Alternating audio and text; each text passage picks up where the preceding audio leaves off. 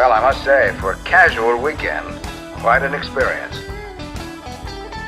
You allow this sort of thing in your department, you're basically saying it's okay.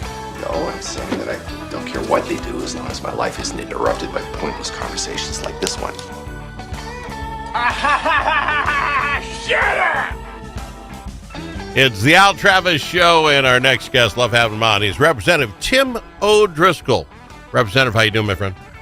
Good. Good morning, Al. How are you? Good. I try to keep up, but I'm not exactly. I know up in Bemidji, Brainerd area, they got hit really hard. I'm really not one to care if it's a tornado or really high winds that does all the damage. I don't know if anyone really cares if you're damaged. How bad did it get up in your neck of the woods up there near St. Cloud? You know, we did not have a lot of wind damage. We sure had a lot of rain the last several days. Yes, amen to that. We have flood warnings down here like nobody's business. So, okay, I hadn't followed along close enough. We had the tornado sirens going off and everything here the other day. So, I mean, it's been weird. Let's be honest. It's been weird. And to the folks in the Brainerd area and up in Bemidji, your thoughts and prayers with us here. Yeah, absolutely. Yeah. My neighbor Noah's building a boat. I don't know what that means, but He did what? my neighbor Noah's building a boat. Oh, fair enough. Yeah. You know, thank goodness he listened. Let's do this if we can. It's serious talk time. The Representative Hortman and her husband and their dog, and I'm going to Gilbert. It doesn't matter. Are being laid to rest. They're at the Capitol today, lying in state from noon to 5. So some will get this a little after that, just FYI. But noon to 5 today. There is a video of it as well if you want to tune in to see it. Private funeral on Saturday. Just want to get it all out there. We're almost 2 weeks from when it happened, sir. How is it affecting you, your fellow representatives in that? How are we sitting 10 days later? You know, it's still a shock, and it still is an unbelievable set of events that have occurred. And I still have a tough time to do, as many of my colleagues, processing what would possess someone to go after an elected leader like that. Yeah. Very, very challenging. You know, that story unfolded, Sunday night after the shooting. They take the suspect into custody. And they are not messing up or missing anything on this. And my hat goes off to law enforcement and the job that they've done. Can you give us, without details, or if it's secret, how did you find out? Was it your sheriff that called? Can you give us a rundown on Tim O'Driscoll and his that Saturday? Yeah, it was actually the weekend of our city festival, which I'm very involved with, and as a matter of fact, was one of the original if you will, inaugural chairs of that event. Right. And I've just always stayed with it. And one of the things I do, whether I'm, it's campaign season or not, is I'm very actively involved in putting the parade on. Okay. I was up at 5 o'clock and getting ready and kind of running through my agenda for the day. And I get a call from our Sartell Police Department, and they brought me up to speed on what was going on. And we did some security things along the way throughout the course of the day and the like. And just continue to kind of watch the circumstances hour by hour and make adjustments as necessary. So Sartell found out, and that was before, I guess, the caucus found out, or the House them in general, and I don't know who would do that, Sergeant of Arms. So you found it literally from your local police. As do, I think, all members. Okay. That's why I say I think law enforcement's done a pretty good job on this. They cascaded down the information to the local agencies. Local agencies knew how to get a hold of members, and again, depending upon where you were, the level of threat that you were under, dictated some of the additional security that you had during the time that there was the statewide manhunt. How do I want to put this? But you, I mean, for a lot of us, and many that I've talked to already, senators and House folks, they were glued to their phone, right, the rest of the day. That texts and all that, emails going back and forth, trying to keep up with what's going on. Did you? I can't imagine the Sartell police thought it would be a great idea for you to be walking around on a parade. Again, we assessed that as a risk, and we took some precautions to make sure that things were in good shape. And I really just don't want to get into those. Okay. How did you handle your phone, sir? as each and every one of your friends and colleagues start waking up and getting that news, I got to think your phone, you must have had 500, 600 texts that day. It was busy, and not only was it busy with the events of the day for the festival, it was also busy because of the shooting and the security threat that was there. So you learn to prioritize, and you get back to everybody at some point, but just not right away. I was just going to say it, but you had to been, your phone just had to be going off. You had to been checking to see if anything else was going on. All right, because of what's gone on, Representative Driscoll, and we started something new here. It isn't necessarily new. We used to do 11 rapid fire questions when I had my cable show. Just hit people up real hard, kind of get to know people more than just you're a Democrat or you're a Republican and where you stand on whatever bill. Try to make folks a little more human. I think if we can do that, I think it makes it harder for folks to hate just because you have an RRD by your name. So we've resurrected 11 rapid fire questions. What we do is taking one question every week because some of you guys are on a regular. And I'll ask you the question of the week. We'll get to know you a little better. You got time to play my little game? I need sounders. I need a musical sounder for that. You know what? I just want to know what our prizes are. Well, see that? Yeah. See, then I got to buy prizes. It becomes a whole thing. I knew this. I got to talk to the producer. Here's the question. One place you've always wanted to see and why? You know, I have always wanted to go into the White House. I've not had that opportunity. No. Been to a lot of places in Washington and a lot of different sites and a lot of private tours on facilities, but never been into the White House. And it is on my list of things that I want to do. And I've always wanted to do that since I was a kid. It has nothing to do with the fact that, gosh, now that you're a leader, you might be able to do that. I mean, that's cool. It was like sitting there watching, like as a kid, you know, the films and movies and stuff of John Kennedy, although I wasn't, alive at the time, but just that whole nostalgic thing. And you walk up there, and I've been by the White House as much as they let you get near it these days with all the security and the protocol. But that's, again, just a kind of a symptom of the times. Do you consider yourself like a history buff, or is it just because it's American history and it's Washington, D.C.? Are you overall a history guy? I'm absolutely a history person. I'm also a very big trivia person. Love to play trivia. You know, you go to bars and they have bar trivia, and you go to different kinds of things. I just love doing that kind of stuff. Absolutely love it. All right. That's very cool. If I were to throw one more at you, are you an international traveler?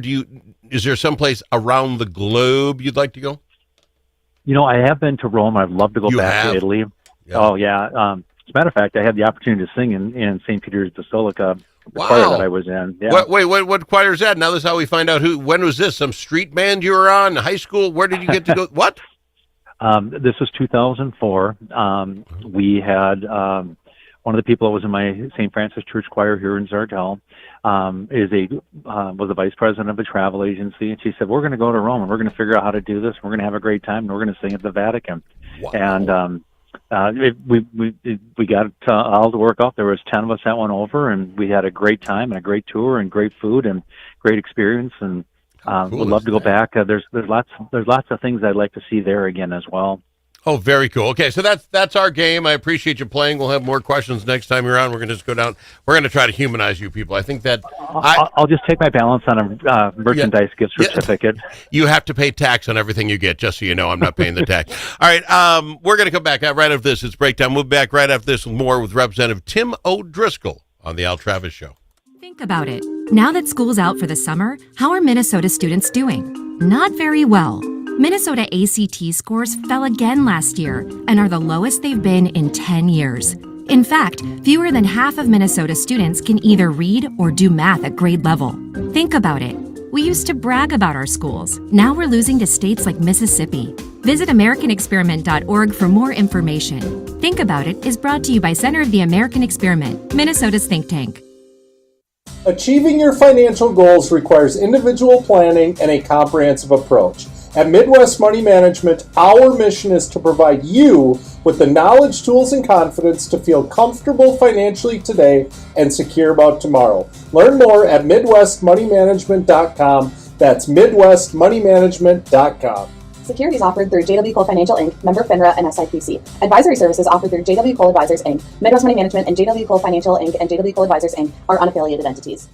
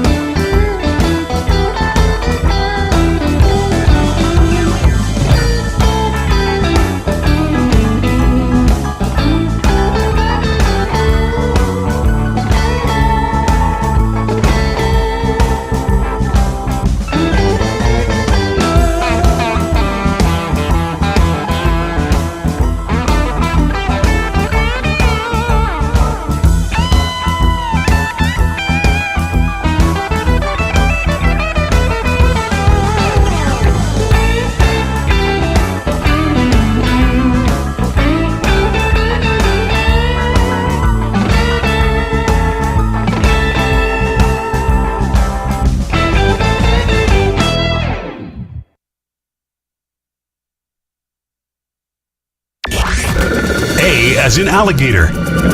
L also in alligator. But it's not alligator. It's the Al Travis Show. We're glad to have him, Representative Tim O'Driscoll, on the program with us today. Representative, I don't really want to get into a lot of politics possibly till next week. I would really like the fact that the longer we can get away. Let me do this. Let me ask you a question of the week. All right. So, who has been the most interesting guest, either on radio or television, you have interviewed? And it's okay if you don't say me. No, that'd be the obvious kiss up, wouldn't it? That's interesting. Oh, most interesting guest. You know, and I'm not going to remember her name. She was a representative, big left winger out of the cities. And I thought it was interesting because, and this is on the cable show, and I asked her about raising taxes and whatever, and she looked me dead in the face and said, "We need to take more of your money, Al." What the heck was her name? Older gal. She'd been in the House for forever. And I'm not going to remember her name now. Just, anyway, she was fascinating. Someone who I really liked. Oh, Alan, all these names are going away from me now. She lived in Minnesota. She ran for president. Very religious gal, Republican. Oh, God, this is years ago. Why is my brain gone? Well, I don't know that this person I'm thinking of ran for president, but are you thinking about Michelle McDonald? No, Michelle Bachmann. Sorry. Oh, yes. Okay. So Michelle Bachmann comes on my show, and now she was all that and then some, and my kids knew about her, and my youngest son asked if he could come to that tape, and they didn't generally come. She, walking in and got the people escort and all that, she literally walks over she was sitting at the desk, called my kid over, and had a 5 or 10 minute conversation with him. Now, I know she was a hot topic, people always, but she was as nice as anybody could be to a kid she could have cared less about. I mean, shouldn't have cared less about. I liked her a lot. Does that count? But that's just not about work. I just like that tells you something. You know, when you see politicians, part of their job is that they need to have, when they get the microphone or the spotlight or on the radio mic, they have a point to make, right? Yeah. We are not called on your show or other shows to talk about our favorite recipe, right? Yeah. We're here to get what's going on and what's happening, and you talk about humanizing politicians. That is a great example of doing that, and I love to visit with the kids when I get into schools and just visit with folks. And I know that. Sometimes it's to the dismay of others. It's like, we got stuff to do. Nope. We're talking to the kids, because if you don't get the kids excited and engaged, who's going to be the next generation of leaders? As I think about, can I throw one other? And he's still somebody, and he's a bigwig, but I really enjoyed Tom Emmer, not for necessarily all the reasons. Well, Al, you're saying he's Tom Emmer, right? When Tom Emmer wasn't quite Tom Emmer yet, still a congressman, but I think he was running for governor at this point. I was doing my TV cable show, and I was sitting outside doing the show for the Minnesota Cable Association, and they were having their big, huge meeting, and he was going to be the speaker, right? He was going to be the speaker of this thing. And he comes into the building, and there are thousands of people. He's going to go into the auditorium and speak to everybody. I got my little booth set up over here. I'm kind of shooting shows. And when it's done, he's done speaking, he walks out in the hordes of kiss-ups, right? This man is surrounded by people who could not hold his hand quick enough. And he sees me over the corner. He goes, "Hey, Al, what you doing here?" And I'm like, "Oh, good God." And instantly, all these people turn around like, "Is Al somebody?" No one knew who in the world I was. No one even cared. I didn't care. He screamed across the room at me, and I couldn't have felt better. And I've always liked him since then. He had no reason to do that. He might have even asked his guy, "Do you remember the name of that guy?" Because I do that with my wife all the time. I just thought that was hilarious. That was probably one of my favorite moments, because all these people who thought there was something like, we should go find out who that is. Yeah, and all of a sudden you're on the map, right? Yeah, all of a sudden, Tommy knows me. Did you get that? So now I call him Tommy. No, which is interesting, because the two people you mentioned, Michelle Bachmann and Tom Emmer, both represent the 6th district, which is the district that I'm in. Oh, okay, so you knew who I was talking about. Very nice people, I guess, for where they were at. You don't have to treat Al like anything special. I just thought it was hilarious. And boy, there's a lot of them. Boy, you do that? That's okay. Good question, my friend. How long did that take you to come up with? How about yourself? Most important person you've ever met and enjoyed, maybe?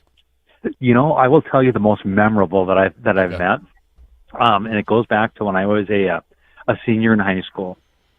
We had the paper mill in Sartell, which is had a fire here a number of years ago and ceased operation, and actually the physical plant doesn't even exist anymore. Sure. But do you remember? Now here we go again. What was his name? Jason Lewis. Channel 5 KSTP. No, Channel 5. He would fly around, and he's the English guy, I think. Yeah. And he would, always do doing the feature Explore stuff. Minnesota. Yeah. Okay. Yeah. Well, they flew to Sartell because he said one day he said I was coming back. He said I saw this thing here, and I said, "What's that? We gotta do a feature on here." So my dad, the police chief, goes, "Hey, helicopter from Channel 5 is going to land. I want you to be with me when it hits down." It's like, great. So then I actually interviewed Jason Davis. That's his name. That's right. Yep. I interviewed Jason Davis, nicest guy, and he goes, one journalist interviewing another journalist. This is great. And he treated me like I had a press pass and everything at this non-existent press conference. How cool is that, though? Isn't that funny? Most important person. How about the most important person I never met? Cheryl Ladd. You remember Charlie's Angels? I do. The replacement angel. Yes. Thank you. You got to downgrade my famous person. Her grandmother and my grandmother shared this exact same hospital, nursing home room in Iroquois, South Dakota. Actually, Huron.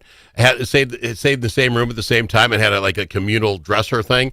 And her picture and my picture sat right next to each other for years. And those two ladies would yearn and talk stories about the two of us might get together someday. How close is that, huh?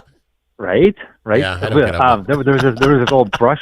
There's this old brush with fame, right? Yeah. That was this close to me marrying Cheryl Ladd if my grandparents could have pulled it off.